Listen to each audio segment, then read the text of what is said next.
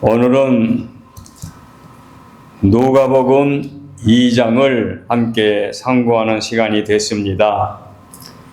우리가 마지막 부분인 41절 이하의 마지막 절을 보았는데, 이 말씀은 누가복음 2장의 세 번째 부분에 해당되는 말씀이지요.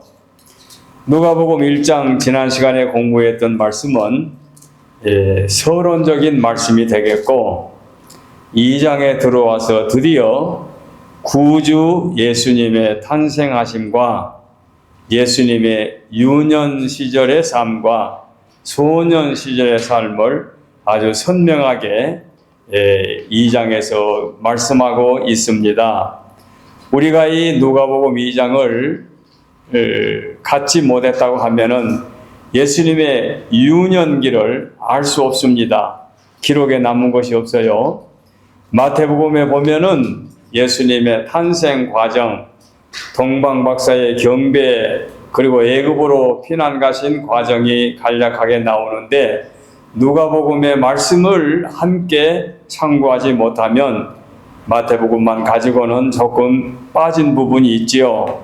그래서 누가복음 2장은 예수님의 탄생하심과 유년 시절의 삶과 소년 시절의 삶을 잘 말씀해 주기 때문에 참으로 소중한 귀한 자료라, 이렇게 말씀을 드릴 수 있겠습니다. 사복음의 저자들이 예수님의 3년의 공생애를 나름대로 기록해 뒀고, 그 중에도 특별히 마지막 고난주간 한 주간에 관해서는 자세히 기록해 두셨지만, 예수님의 유년기 또는 소년기에 대해서는 그렇게 기록하지 않았기 때문에 이 본문 2장이 소중한 말씀이라, 그렇게 말씀을 드리겠습니다.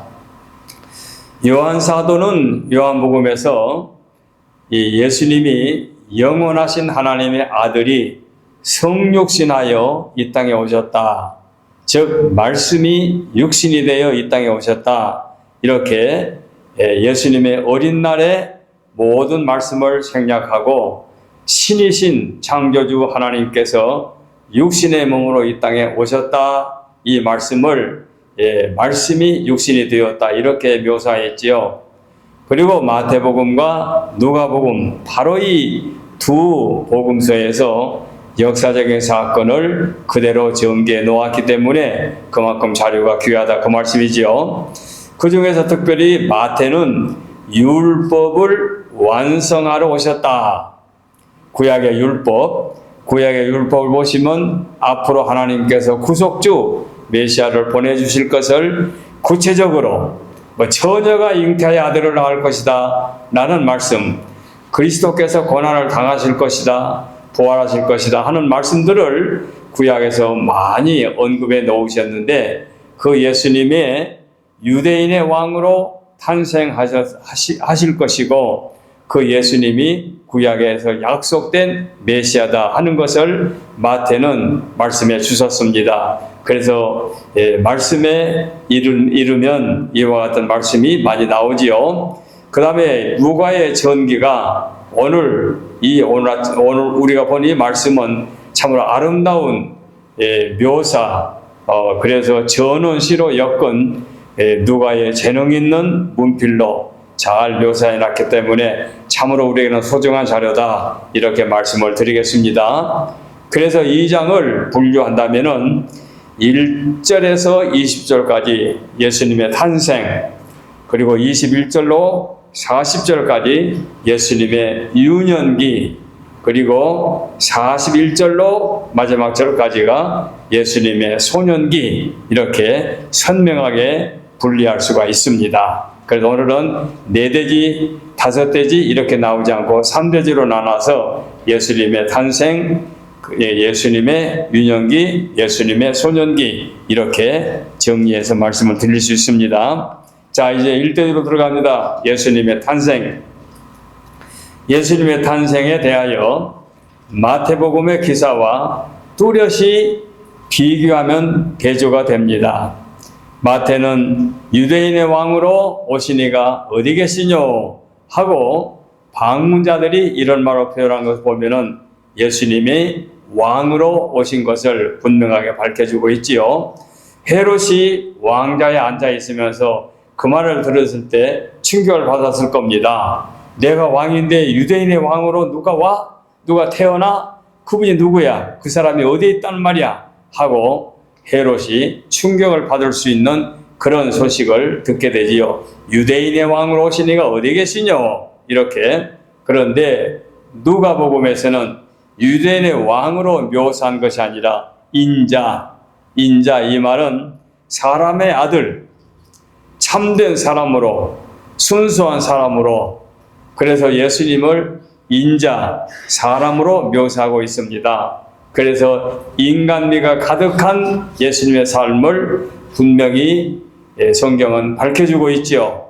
그리고 특별히 평범한 남녀, 요셉과 마리아와 요셉이 저 북쪽 나사렛 지방에서 결혼하기로 약속된 정혼한 사이인데 고향 땅 베들레헴으로 먼 길을 떠나왔습니다.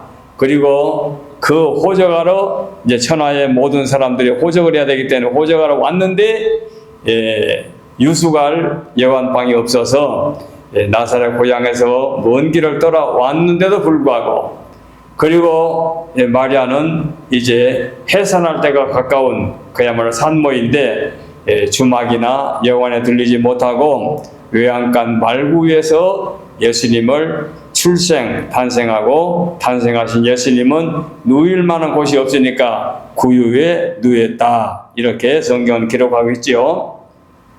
그야말로 평범한 서민 부부, 예비된 부부지요. 요셉과 마리아가 그렇게 여행 중에 예수님을 탄생한 과정을 잘 묘사하고 있습니다. 거기에서 또 하늘의 음성이 들리지요. 하나님의 사자의 축복의 말씀이 나오지요.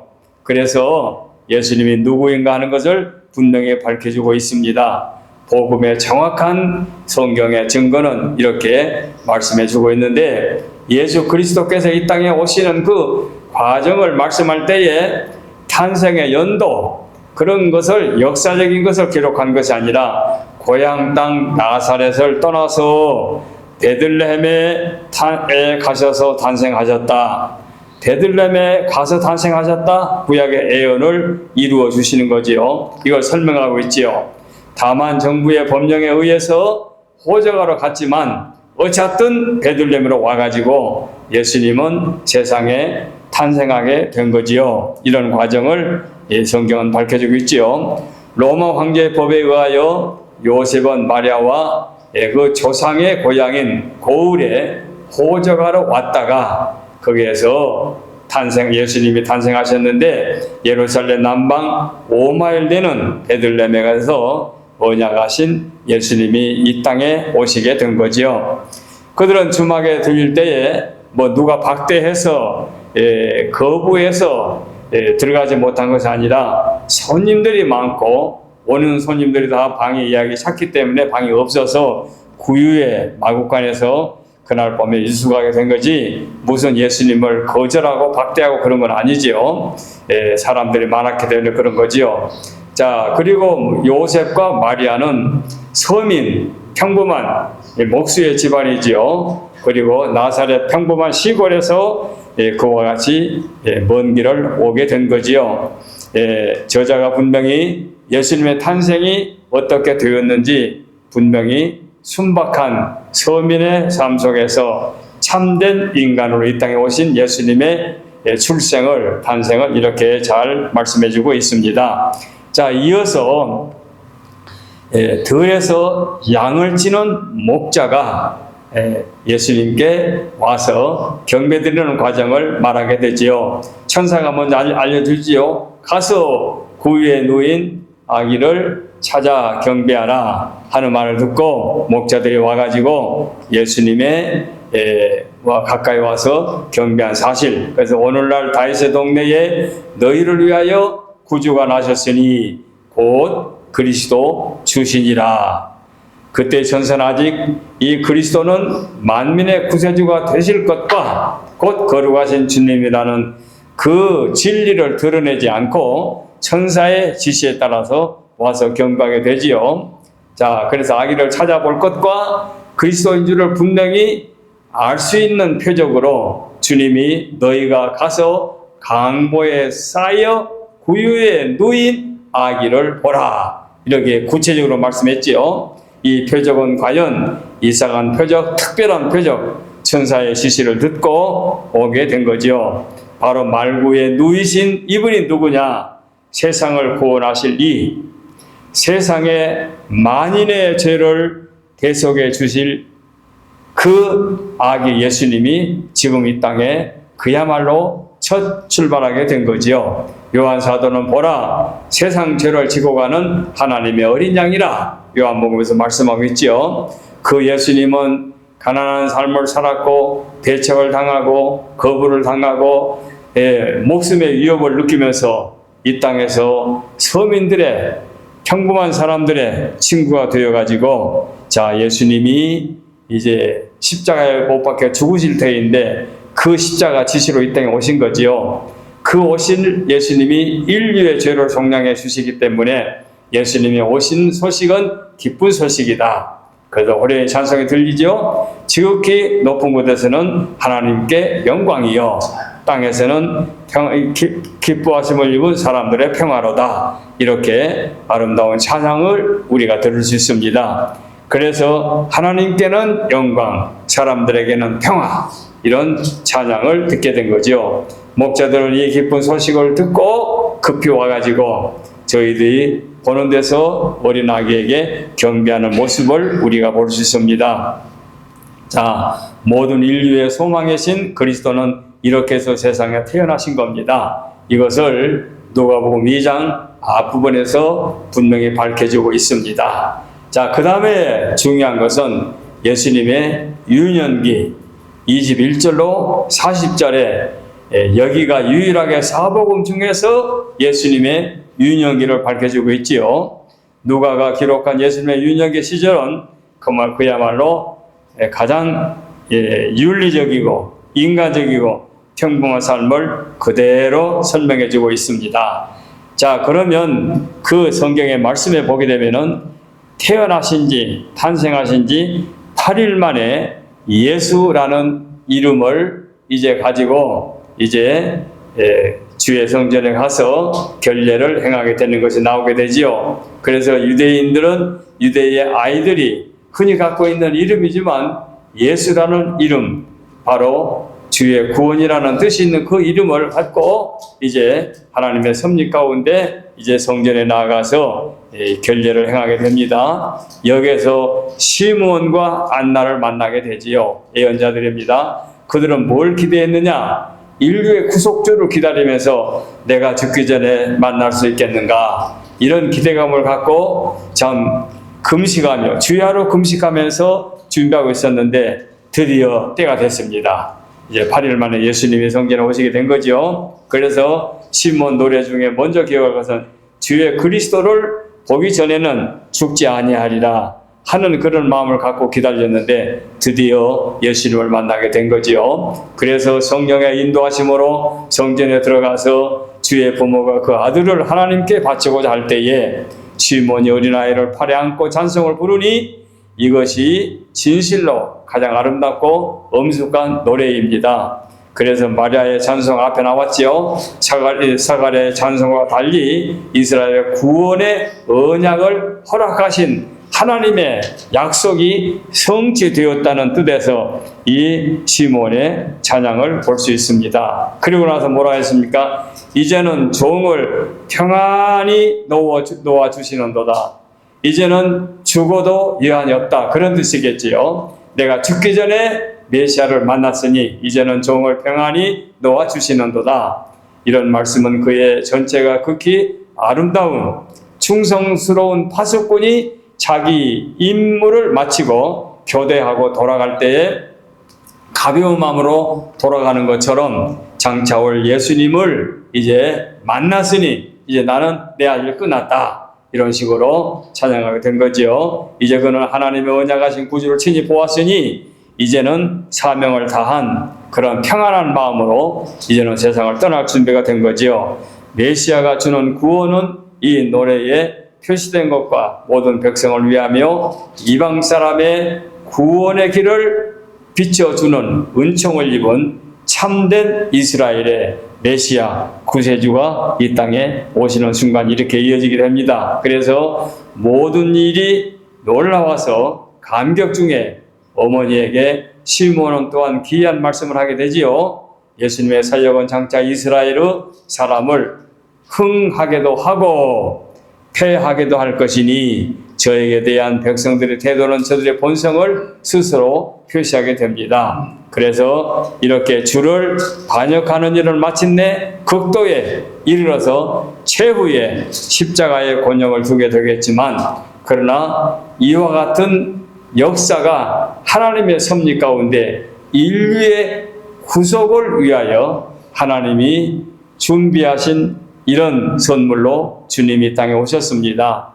마리아의 가슴은 찢어질 아프겠지만 자고한 이렇게 현실적으로 마리아는 예수님을 출생시키게 됐지요. 그래서 예수는 인간의 본심을 시험하는 시금석이 될 것이니 저의 복음이 전해지는 곳마다 저를 영접하고 또는 저를 배척하고 이에 따라서 구원을 받고 멸망을 받는 걸로 갈라지게 되는 거지요. 자, 이것이 세상 끝날까지 이어질 구속주 유일하신 한 분 하나님의 아들 예수님의 탄생의 과정과 예루살렘에서 이런 역사가 일어난 사건들을 성경은 기록하고 있습니다.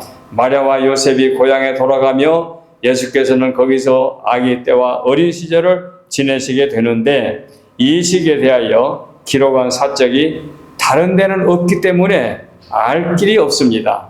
다만 이 말씀만이 유일한 말씀입니다. 그래서 아이가 점점 자라매 강건하여질 뿐 아니라 정신과 마음이 자라서 지혜가 충족하고 하나님의 은혜가 그 위에 있더라.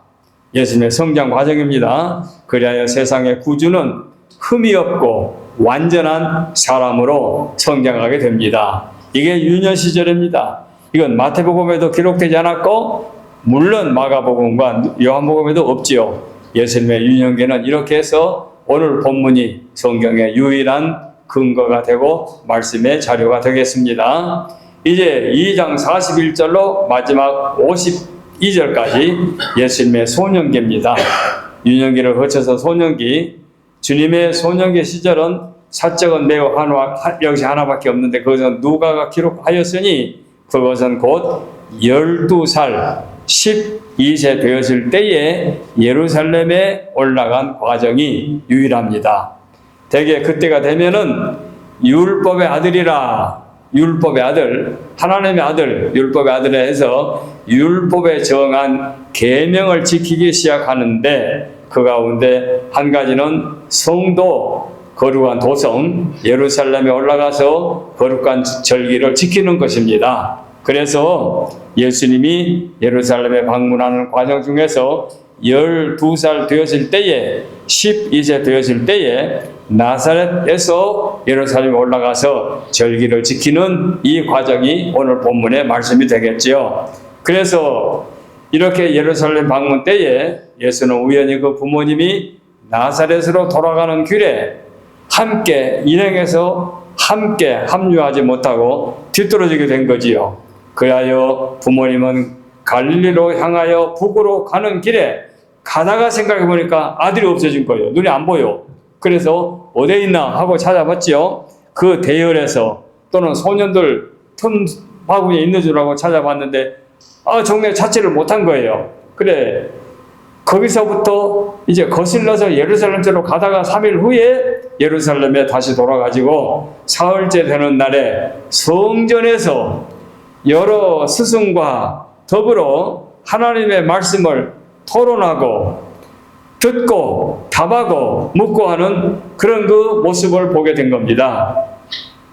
그래서 어머니 마리아가 아이야 어찌하여 우리에게 이렇게 하였느냐, 보라 내 아버지와 내가 근심하여 너를 찾았다. 그러니까 나사렛으로 가다가 되돌아와서 사흘 후에 찾았으니 이렇게 말하는 게 당연하지요. 이때에 예수님의 대답이 놀랍지요. 뭐라 말씀하십니까? 자, 어찌하여 나를 찾으셨습니까? 내가 내 아버지 집에 있어야 할 줄을 알지 못하셨습니까? 이렇게 주님이 말씀해 주시지요. 이 말씀에는 깊은 의미가 잘 들어 있습니다.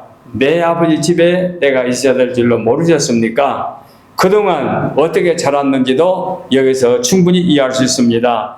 마리아가 충분히 예수님의 유년 시절을 하나님의 말씀으로 신실하게 잘 길러 놓으셨기 때문에 내 아버지 집, 성전, 하나님의 집, 이것을 머릿속에 확실히 알고 인지하고 이렇게 말씀해 준 거죠. 그래서 성경이 예수님께서 말씀하신 그 말씀, 내 아버지 집에 내가 있어야 할 줄을 알지 못하셨습니까? 하고 그 어머니에게 말씀해 주셨는데, 어머니가 그동안 나를 이렇게 교육시키지 않았습니까? 내가 어머니 밑에서 충분히 바른 교육을 받았기 때문에 지금 아버지 집에서 스승들과 선생들과 이렇게 죽고 주고받는 대화를 했습니다. 시간을 가졌습니다. 이렇게 말씀을 한 거지요. 이것은 마리아에게, 어머니에게 책망하는 말씀이 아니라 그동안 교육을 잘 받았기 때문에 바른 대답을 이렇게 한 것으로 알게 됩니다. 예수님께서 그 부모님이 자기를 찾는 것을 허물한 것이 아니고 제일 먼저 성전에 찾아왔어야 되는데, 여러 사람들 앞에서 찾다가 물어물어서 성전까지 왔으니 내가 아버지 집에 있을 줄 왜 몰랐습니까? 그동안 어머니가 나에게 그렇게 교육을 시켜놓고 왜 다른 무리들에게서 혹시라도 하고 나를 찾으셨습니까? 이렇게 말씀하게 된 거겠지요. 여기서 부모님이 평일에 어떻게 교육시켰는지를 충분히 유추할 수 있습니다. 자, 왜 나를 찾으셨습니까? 내가 그래 성전에 있을 것과 성전에서 나를 찾으실 것을 왜 생각지 못하셨습니까? 이 말씀은 마리아에게 느낌을 줄 수 있겠지요. 그렇지, 내가 예수님의 내 아들을 잃어버렸는데 성전에 제일 먼저 올 것을 미처 생각지 못하고 여러 사람들 앞에서 이렇게 찾았구나 하고 한번 생각해 볼 필요가 있겠지요. 그래서 이렇게 주고받는 대화 속에서 의미를 우리가 찾아볼 수 있습니다. 12살 때에 예수님께서는 이렇게 성경에 관하여 능통하고 충분한 교육을 받고 또는 예절도 받고 아버지 하나님에 관한 자세도 분명히 배워가지고 그는 충분히 12살 때에 모든 일을 이해하고 있었다. 이렇게 짐작할 수 있습니다. 자, 내가 하나님의 아들 예수 그리스도 인류의 구속주로 언제부터 12살 때에 이미 이렇게 인지하고 어머니 마리아와 주고받는 그 말씀 우리는 깊이 새겨볼 필요가 있습니다. 자, 물론 마리아뿐만 아니겠죠. 요셉도 함께 교육을 시켰겠지요. 그래서 너희 아버지는 내가 아니고 하나님 아버지시다. 하나님께서 너를 이 땅에 보내주셨고 너희 아버지는 곧 하나님이니 하나님은 나의 아버지다 하고 인식을 시키는 그런 교육을 시켰을 것으로 판단됩니다. 그래서 예수님은 완전한 사람으로 묘사했던 누가는 하나님의 아들 참된 인류의 구세주로 이 땅에 오신 것을 분명하게 밝혀주고 교육시키고 또 이렇게 예수님이 답하신 것을 우리에게 남겨주셨습니다. 우리의 자녀들도 우리가 기를 때에 너는 하나님의 자녀다. 나는 하나님의 아들이다. 나는 하나님의 딸이다. 하나님께서 영으로 내 마음속에 임재하고 계시기 때문에 내가 잘못된 길로 가게 되면 하나님께서는 말할 수 없이 마음에 서글퍼 상심할 것이다. 하나님의 영이. 그러나 내가 바른 길로 가게 되면 하나님이 얼마나 기뻐하실까. 이런 마음을 꼭 갖고 살아가게 되면 우리의 바른 길은 진리 안에서 잘못된 길로 가지 않게 될 줄로 압니다. 물론 저같이 늙은이도 마찬가지입니다. 내가 내 스스로 내가 판단하고 내가 결정하고 내 마음대로 내가 이 땅을 살아갈 수 있어요. 근데 그것이 하나님의 뜻에 위배가 된다면 하나님의 영이 내 마음속에서 얼마나 상심하고 계실까 이걸 생각하면 하나님이 기뻐하시는 삶을 살아가는 것이 슬기롭고 복된 삶이란 걸 우리가 알게 됩니다. 그래서 우리 자녀들도 내가 하나님의 자녀다 하는 것을 교육을 시켜주시고 바로 깨닫게 해주시면 우리 자녀에게 참으로 보람있는 교육이 될 줄 압니다.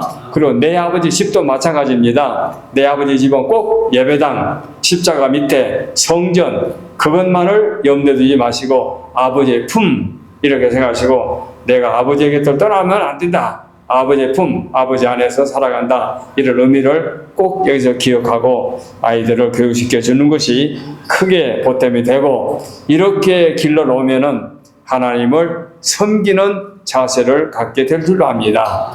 하나님을 우습게 알고 하나님을 마치 내 종처럼 생각하면 안 되지 않겠습니까? 그래 하나님을 경외하고 하나님을 섬기는 그런 마음을 갖고 어린아이들을 길러 놓을 때에 예수님처럼 자라게 되겠지요. 그래서 예수님은 분명히 어렸을 때 12살 때에 이걸 분명히 깨닫고 이제 다시 어머니 마리아와 함께 나사렛에 와가지고 나사렛에서 부모님께 순종하고 목수의 일을 하면서 30세가 되기까지 고락을 같이 하게 된 거지요. 그래서 인간의 삶을 그대로 경험한 겁니다. 인간의 삶을 그래서 그대로 경험하고 교육받고 체험하고 거기에서 인간의 삶이 어떠함을 충분히 깨달아가지고 30세가 되었을 때에 공생애에 나가게 된 거지요.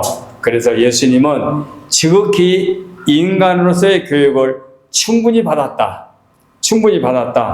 인간의 참된 인간으로 참된 하나님이시면서 그 하나님의 나라에서 이 땅에 육신의 몸을 입고 이 땅에 오신 예수님은 참된 인간으로 충분한 교육과 그리고 경험을 받았다. 언제까지? 나이 30세까지. 그래서 오늘 본문 마지막에 보면 그 지혜와 그 키가 자라가며 하나님과 사람 앞에 더 사랑스러워 가시더라. 이렇게 성경은 밝혀주고 있습니다. 말하자면 예수님은 육체만 자란 것이 아니라 속사람도 자랐는데 영적으로 하나님의 아들로 충분히 흠이 없이 교육을 배우고 교육을 받고 자라고 경험하고 깨달아서 하나님의 아들로 인류의 구세주로 자격을 갖추게 된 거지요.